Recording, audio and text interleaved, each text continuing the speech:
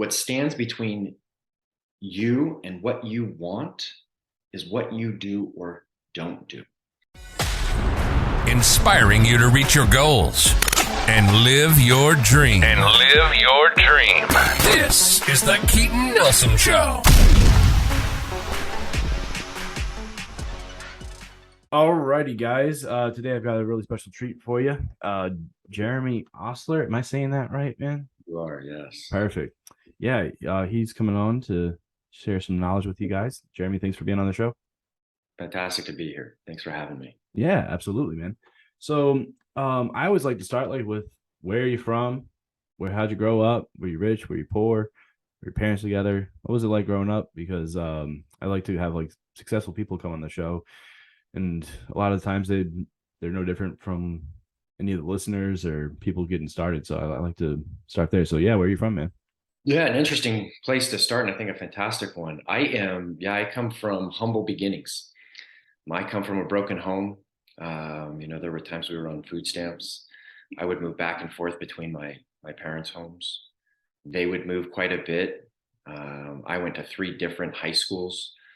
It was rough. Yeah, it was rough. And so what's interesting about that is that,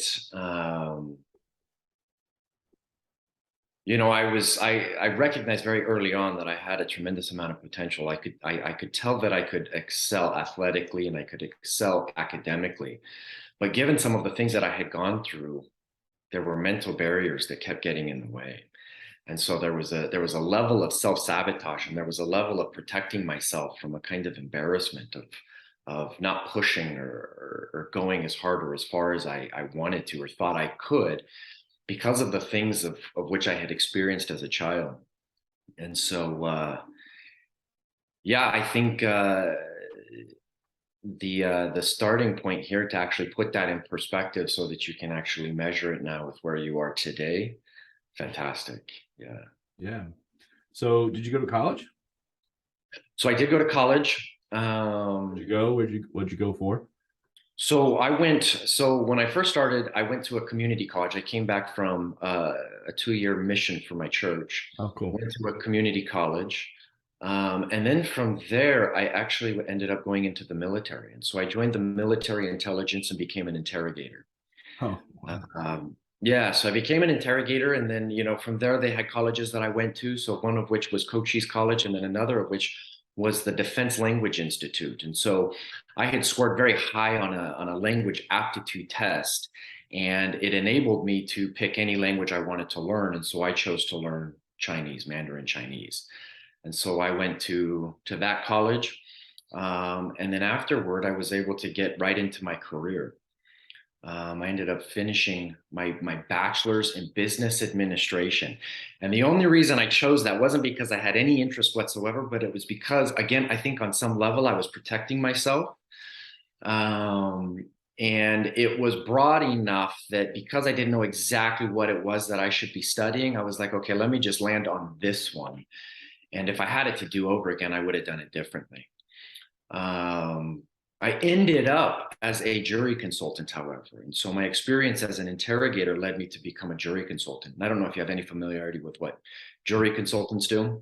No idea. So a jury consultant is someone that attorneys hire to help them win their case. And so generally speaking, when you hire a jury consultant, it's because you cannot afford to lose, right? So either someone is facing prison or there are multi-millions of dollars on the line. And so the jury consultant is responsible for coming in and dealing with all of the psychological, the people part of winning cases. And so I was responsible for picking juries, preparing witnesses, opening statements, closing arguments, and then of course the attorneys themselves. That experience, however, as I was doing this, there's a fee structure, right? And so as a jury consultant, you generally charge by the hour. And of course, those hourly rates can be fantastic, but there's a way in which you could actually change the fee structure so that you could attach what you get, especially on like a civil case worth multi-millions of dollars, you could attach a percentage to that particular winning if you're an attorney yourself. And so I ended up going to law school as well. And for the sole purpose of changing that fee structure, of course, there's a lot that someone can glean from going to law school. But I didn't end up finishing it. I went for a year. I actually passed the California State Baby Bar. But I had some happenings in my personal life that took me from that particular path. Gotcha, man. So are you married now? I am married. You have any kids? 4. Or where are you living now? St. George, Utah. Utah. You Mormon? I am. Yeah. Like 4 kids. Are you stopping there? You keep going. You guys pump them out. No, I'm done. Yeah, 4 kids. I mean, I started out with a very ambitious idea of having, the 12 tribes of Ostler, but reality hits, and 4 is a good number. Yeah, gotcha, man. How old are the kids? So my oldest is 16, almost turning 17. Wow. So it's a junior in high school. And then I've got 14-year-old twins, boy, girl, and then a 10-year-old. So 3 boys and a girl. Gotcha. Cool. Very, very cool. What's it? I want to poke and prod a little bit. With the the Mormon church, there's get a lot of just like people don't understand it and stuff like that. Like, what's your take on it? And what people have questions about. So, what's if you had a chance to just express yourself and give some clarity, where things may be misconstrued in either the media or whatever outlet that it happens to see, like what's your take on the Mormon church being a Mormon? Well, obviously I believe it, right? Otherwise I wouldn't be it. And what's interesting about that is that I didn't grow up a member of this church. It was something that in my adulthood I actually chose to be a part of. And yeah, there's a ton of misconceptions. At what part do we start? Who knows? But in any investigation of a religion, it requires a level of openness, right? And I would even say a level of intelligence to be able to appropriately and effectively kind of investigate the particular belief systems.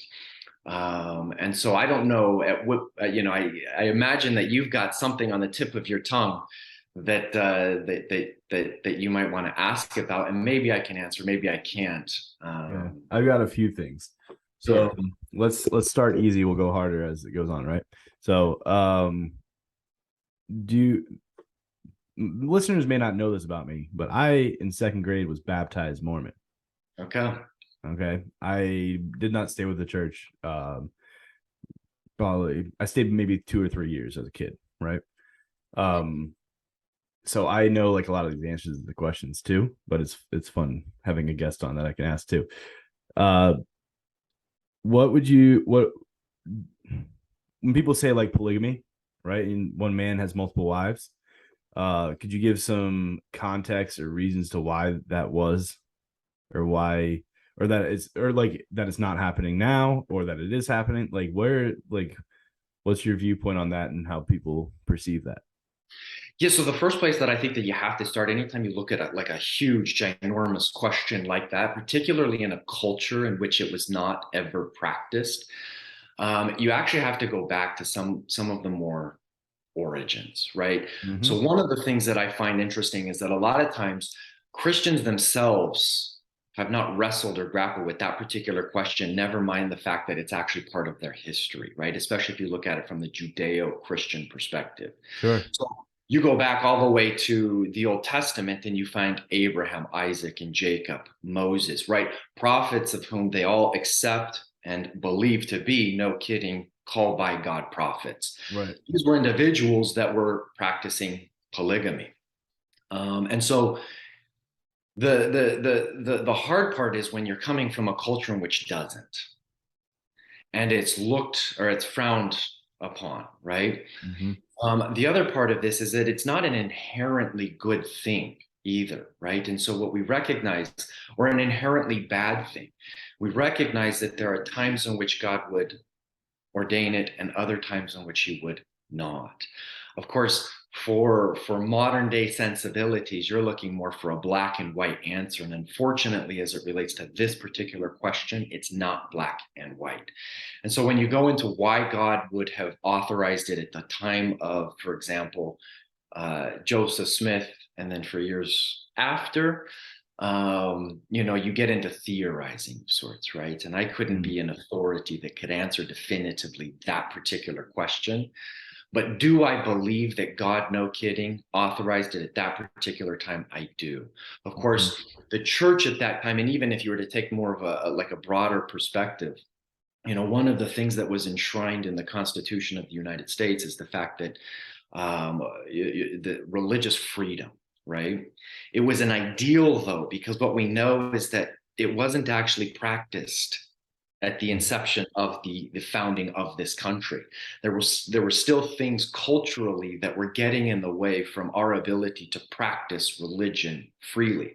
Well, the Mormons were no exception to that. And in fact, the only time in the history of the United States that an extermination order had been authorized by a governor was in the United States against the Mormons in the state of Missouri.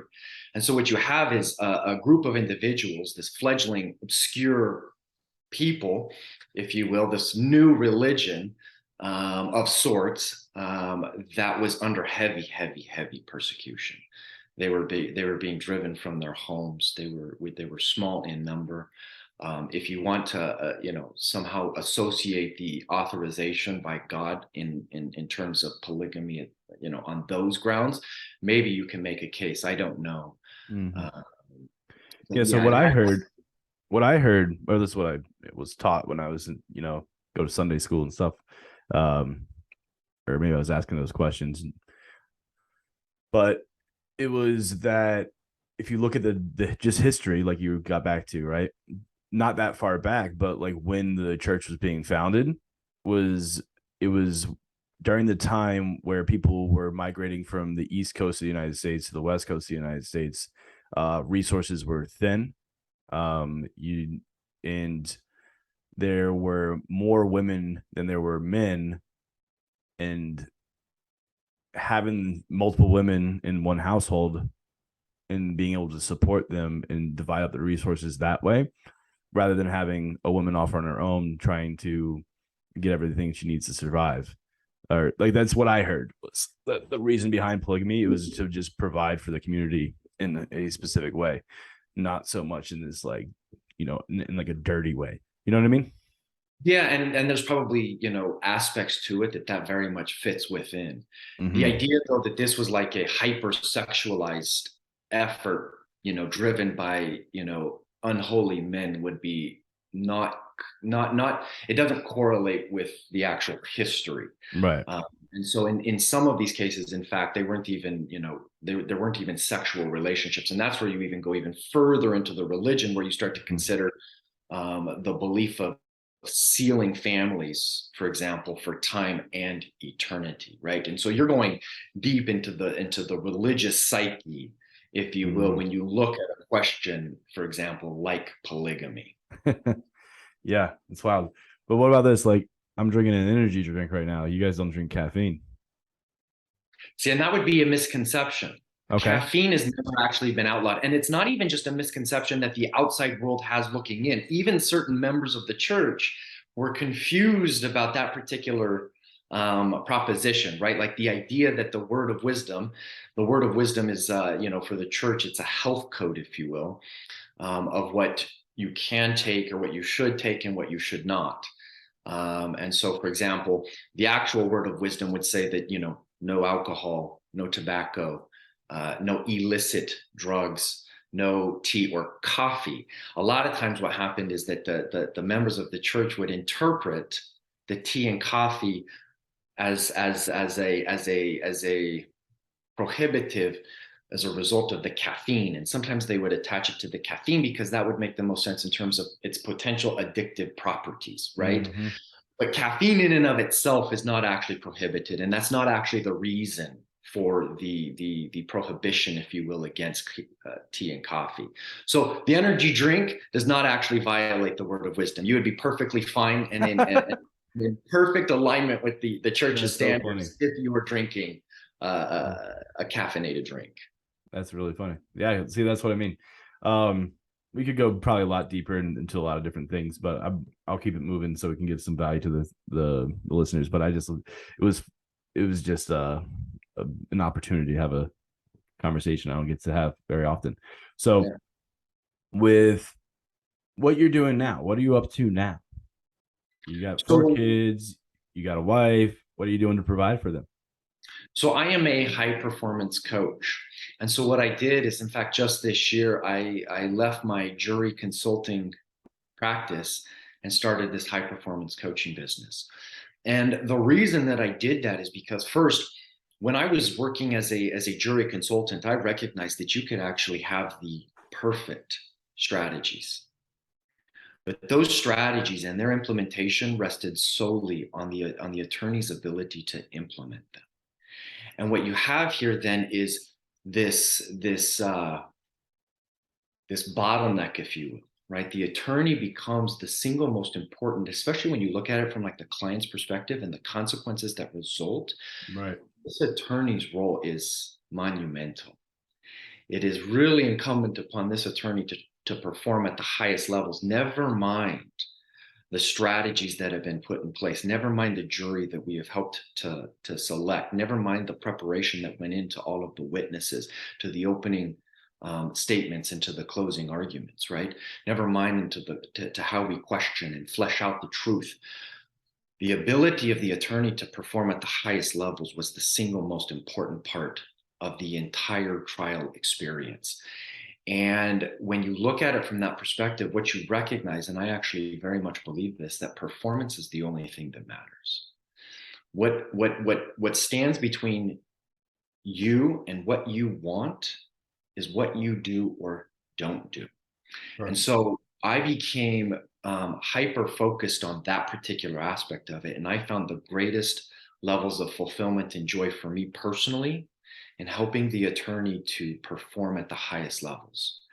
And that became critically apparent, for example, when you would have an attorney and there would be a moment in trial in which, for whatever reason, they were triggered.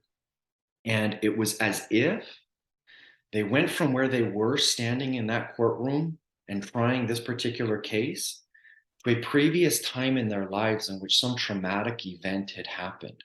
And without their awareness, without any consciousness, if you will, of what was taking place, their ability to perform and to represent this client to the best of their abilities was now compromised. And so if you were to take an attorney and you would recognize, okay, you've got all of the things as it relates to the legalese and all of the things as it relates to the strategies going into this. Have we done the work, however, to make sure that you are prepared to enter this particular venue and represent your client to the best of your ability? And what I would find is almost exclusively the answer to that was no. There was more work to be done on the personal side of things, that attorneys, as much as they thought that they could compartmentalize their lives, they could say, well, I am an attorney, and for this, I'm going to put on this hat, I'm going to walk into this particular space, and I'm going to leave every piece of baggage and traumatic experience and limiting life belief that I have outside of that courtroom. That always proved not to be the case. And so as I began to work with attorneys on that level, I found the greatest levels of fulfillment. And so what I wanted to do is I wanted to take that, no kidding, start a business in which I was just focused on helping people to perform. And so what you find from that is that, you know, you look at the vast majority of the human population, or at least even within, you know, whatever circles of influence we might be privileged to be part of. And most people, when you look at it, they struggle to understand why they do what they do. And if you struggle to understand why you do what you do, it's very difficult to do something different. And in fact, what most people end up relying on is either willpower or motivation. Mm-hmm. But willpower and motivation are not long-term strategies, right? Not good long. What was that? They're fleeting. Very fleeting. Yep. And so you have these people that kind of binge on motivation, if you will. They're constantly in search of it. Or they're trying to force themselves or resist something, and yet they can't seem to do it over a sustained period of time. And so what they ultimately end up thinking is that there's something fundamentally wrong with them. There's something defective. They're just not like the people that they see that are able to do things that for whatever reason they can't get themselves to do. Yep. And so I began a serious study of that particular phenomenon, right? Like, why do we do what we do? And if you can answer that question, well, then how do you change it? And even if you can say, we'll answer on some level, this is why I do what I do. Can you answer then the next and most important question of how do you actually change it? And so, that's what I became very passionate about in an effort to really help people. Very cool. So do you have a like fifth grade level of explaining how you change what you just said? Like, how do you change what you like your behavior? Because So there's actually, and this is like a law, and it's a law that was identified by Steve Zaffron in his book called The Three Laws of Performance. And so it is a no kidding law similar to that of gravity, right? I mean, you can pretend as if gravity doesn't exist, and you can try and stand atop a 100-story building and jump and say, I can fly, right? But the reality is that gravity is going to operate just as it would regardless of whatever state of mind you're in. And so the law here that's in operation is that our performance correlates to how things occur to us. That is a groundbreaking truth that if people can get to the heart of, it can change their lives. And so there's a reason that the word here is occur, right? And so if I can break that down just a little bit, if I say our performance or behavior, the actions we take are directly in line. They correlate exactly, perfectly with how things occur to us. Well, the reason the word occur is used and not, for example, perception, is because occur actually takes in more than just your subjective perception, right? It's more than just what you can see or what you are seeing. It takes in your expectations, your assumptions, your biases, your resentments, and it's the reality that arises from your past, how you see things, your subjective experiences. It's the reality that arises that now says this is how it is. The reality is that's not how it is. That's simply how it occurs to you. See, we don't see reality. We see reality as it occurs to us. When you get that into your bones and you start to recognize that, oh my gosh, I've always thought that I was descriptively I was describing the truth, right? Reality as it is, when in fact, what I'm doing is simply describing how reality occurs to me. Once I realize that then puts me in the driver's seat of my life. Now, all of a sudden, I have power to start to tinker with, if you will, or even completely transform how things occur to me. And like magic, automatically, my behavior begins to correlate it. And so what I began to what the goal of every single person that I work with, if you will, even if I don't explicitly state it outright from the beginning, right? Because you're taking the person and you're taking them where they are, and what is it that they specifically want to achieve, and who is it that they specifically want to become. And of course, I assume that is what I want for them, right? I begin to want that as they want that themselves. And I know, though, that in the back of my mind, if I can help people to occur to themselves as being of infinite worth and of having unlimited potential, the sky then becomes the limit.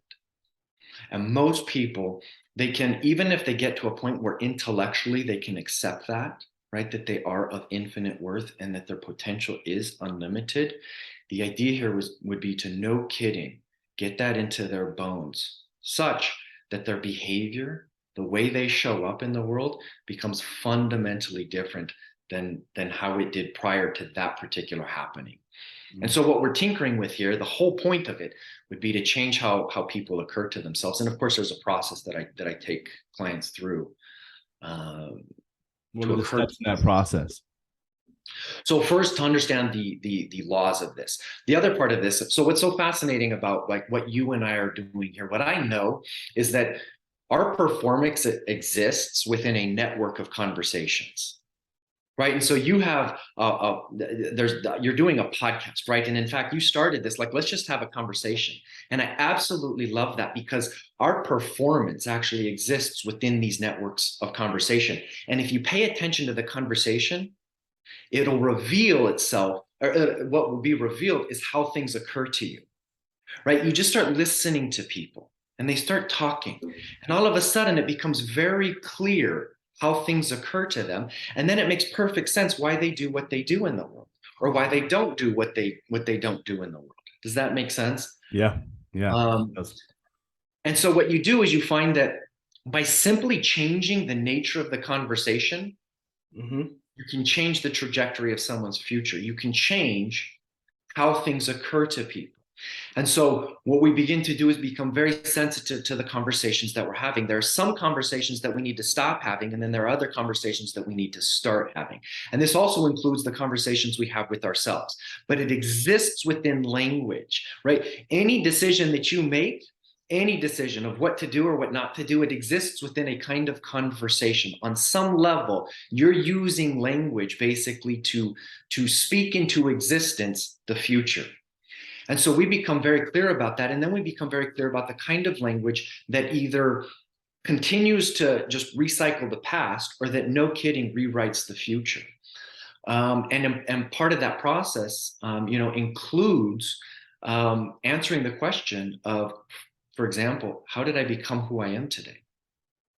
How did I become who I am today? Because as long as you cannot see into the constraints of your limiting life sentences, I am convinced, and have seen this time and time and time again, that every single person on planet Earth has experienced some level of trauma, right? And trauma defined, you can have it as extreme as like sexual or physical abuse, or it can be as simple as something like your third grade teacher said to you.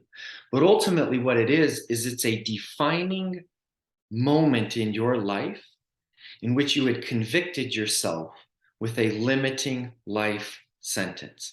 Two things basically arose from this. First, there was an experience that said to you, something is wrong here, and something is wrong with me. Something is wrong with me. And so what you did as a result, every single one of us does this. We made a decision on how to deal with what we think is wrong with ourselves. And ultimately what that becomes is a persona. We develop a kind of persona that's designed to cover up what we think is wrong with us, and then to deal with it so that we can experience some level of success. I help people to see into those limiting life sentences and to complete the issues from their past so that they can, no kidding, rewrite a future that's unconstrained by the limits of the past. Once you actually can see into that, then you can start to ask yourself like a question that I think everybody asks themselves. Well, who am I really? If I'm not this persona that I created basically to cover up what I think is wrong with me, who am I really? And of course, that's where I get, I introduce this idea of that you are of infinite worth and your potential is unlimited. And what's so interesting about that particular idea is that, right, when we say, for example, of infinite worth, what does that mean? Right? Because so often what people will do is they will confuse their worth for their character, right? Character has everything to do with that, what you do and don't do, right? But your worth has nothing to do with your character. It has nothing to do with what you choose to do or not do. As a human being, you are endowed with inherent worth that is infinite, meaning you are worth as much today as the day you were born, and there is nothing you can do to possibly change that. Now, in terms of your character, of course, there's tons we can do, and there's a lot of work that that needs to be done. But your character does not speak necessarily to what you are worth as a human being. Does that make sense? Sure. I probably went off on a little bit of a tangent there. It's good. It's good. It's cool. A lot of people are saying the same thing, just differently. you know. So I hear it from a lot of different angles. But it's interesting to see it from a different angle, like the way you're describing it, and the way that you go about changing it. So it was good. It gave a lot of insight. So if this is resonating for someone, like who do you help? Like who's a good fit to work with Jeremy? So yeah, so obviously I've worked with trial attorneys. I've actually worked with politicians, business owners, entrepreneurs, and I continue to do so. But I've actually I have found so, and this is because of how much I relate to it. I believe that there is a group of individuals where there exists untapped potential and creativity, and these are in the people that are generally, considered nice people, right? The nice people of the world. These are your people pleasers of sorts, right? If you were to look at like um, our survival instincts, right? The vast majority of the human race recognizes the freeze, flee, or fight. There's a fourth aspect that's not as well recognized, and it was introduced, and I can't remember now the name of the author, but he wrote a book called Complex PTSD. And he also recognized that as part of the freeze, flee, and fight is fawning, FAWN.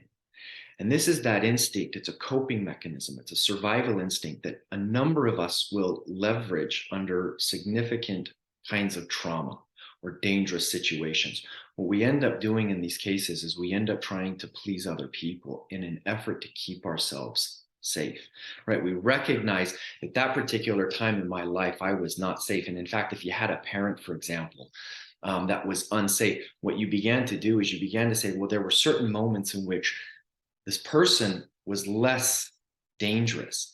And it was because, for example, they were getting whatever it was that they thought that they wanted at that particular time. And you were beginning to assume a kind of responsibility as it related to it. And what you were beginning to do is to position things so you were doing your level best to give that person what they wanted, so that somehow, on some level, you could not just stay safe, but you could get what you wanted.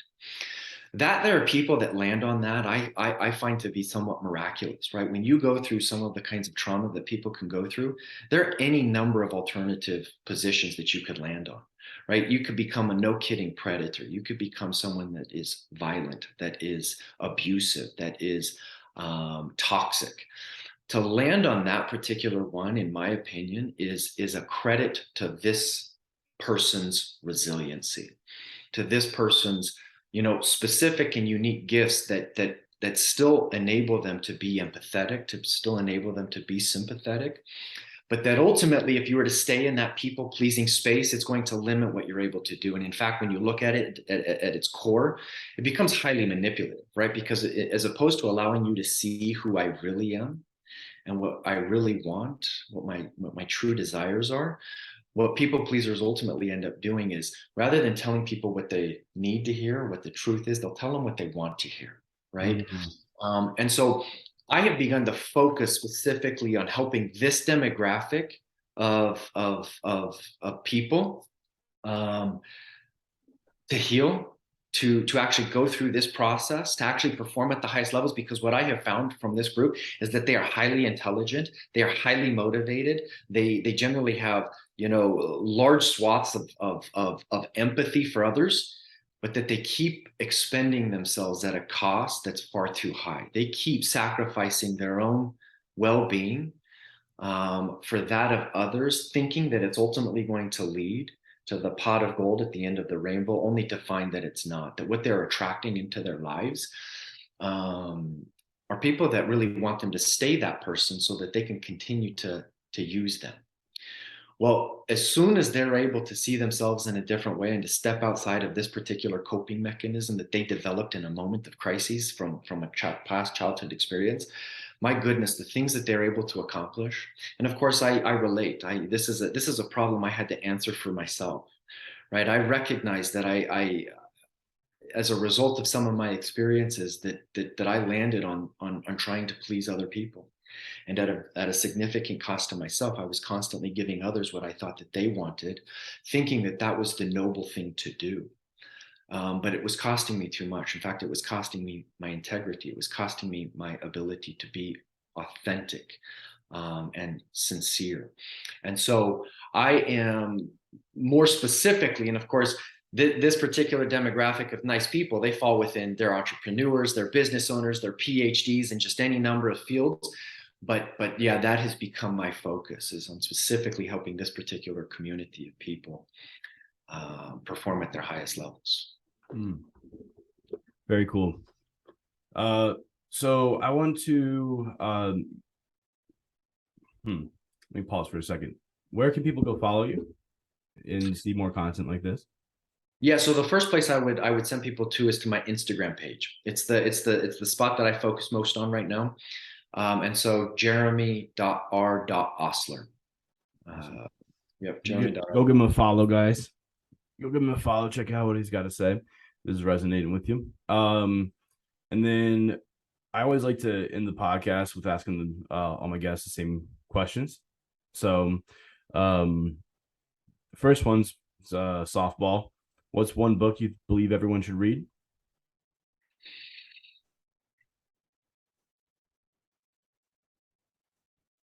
I would say that the most important book people should read is probably The 7 Habits of Highly Effective People by Stephen Covey.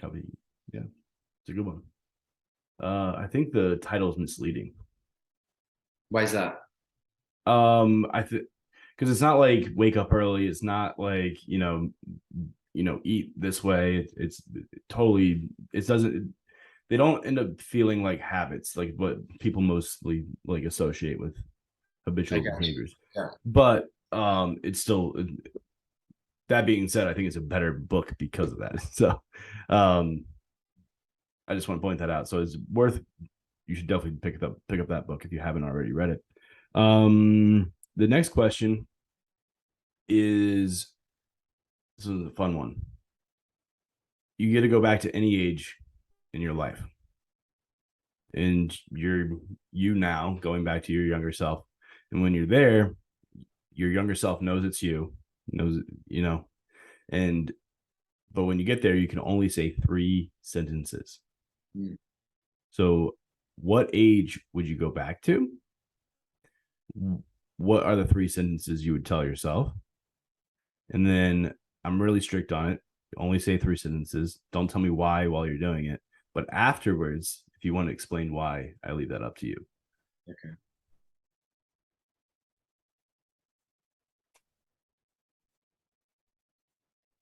And see, this is it's highly contextual, right? I mean, it's highly relative to what it was. But I would say a defining moment in my life, I would go back to when I was 13 years old.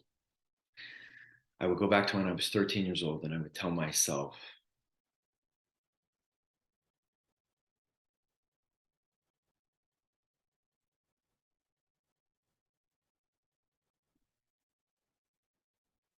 do what you know is right, no matter the cost or consequence. That would be the first sentence. Do what you know is right, no matter the cost or consequence. This one's going to be tough, and especially because it's now going public, but I would say trust your mom more than you trust your dad. Trust your mom more than you trust your dad? Okay. In my particular, circumstances for my age at that particular time, I should have trusted my mom. It would have changed the trajectory of my life. And I would say the best is yet to come. Mm-hmm. Cool.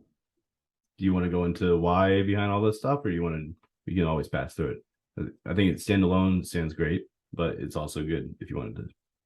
Yeah, I'll leave that up to you. Let's move to the next question. Okay. What is the biggest regret you've had in your life? Yeah, see, that gets into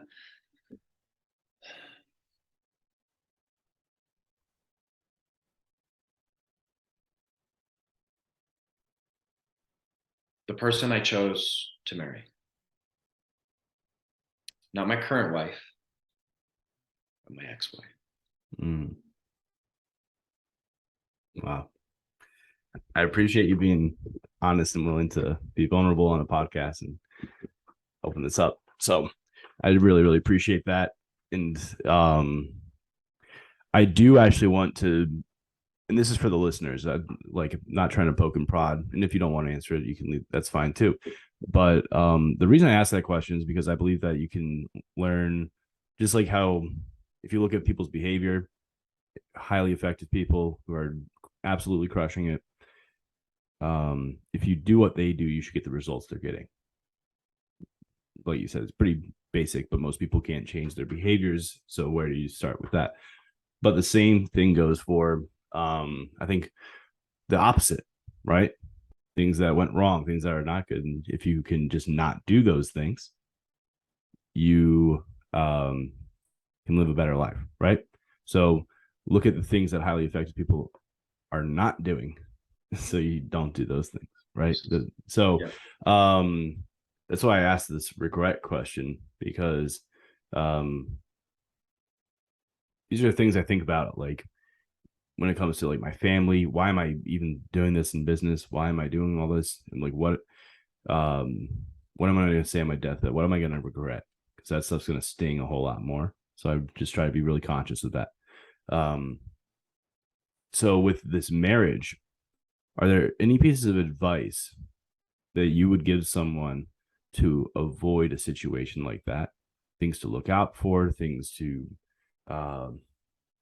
that you would have done differently? How would you like? So yeah, just I think you know the answer to this question. Yeah. So, and this is partly why I am so focused now on this particular group of individuals, these nice people, because what you find is that they end up getting taken advantage of, right? They have bleeding hearts in a lot of cases. And in fact, I would say that I had a kind of savior complex, especially for women, right? I would have this idea that I would want to save people, and especially save women. And in terms of a relationship, in terms of a romantic partner, and ultimately a spouse, that has significant, serious consequences. And so the single most important decision that people make that has far more impactful consequences on your life than any other, it's the person whom you choose to marry. That is the single most important decision people will make in their lives. The consequences are far reaching.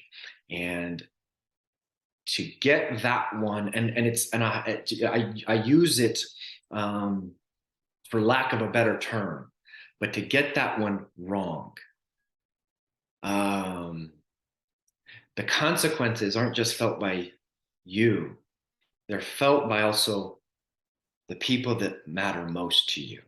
So your children, the children that result from that particular union, they will also end up paying the price. And if you think about it from the perspective of you get to choose your spouse, your children do not choose their parents. You are choosing for them the mother or the father that they're ultimately going to have in their life. Choose wisely. Choose wisely. The consequences are significant. And so if you want to set yourself up for the greatest levels of success, get that decision right. If you want to make things infinitely harder, who knows by how much, right? If we were to try and qualify or quantify that particular data point, but choose the wrong person. Choose someone that you're trying to save. Choose someone that you cannot grow with, right? And one of the things that becomes hard about this, right, especially when you're looking at it from the perspective of like a romantic partner, why do we choose the people we choose to marry? Getting very clear on that particular question, because if you choose it simply on the basis of love, you can make some serious mistakes here.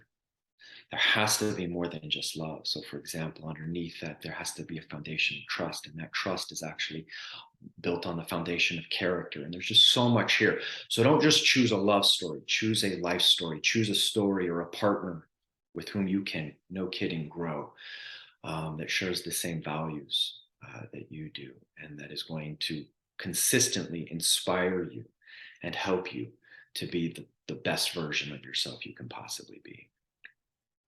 That's great advice. My team's watching, clip that. All right. That was really, really good, man. So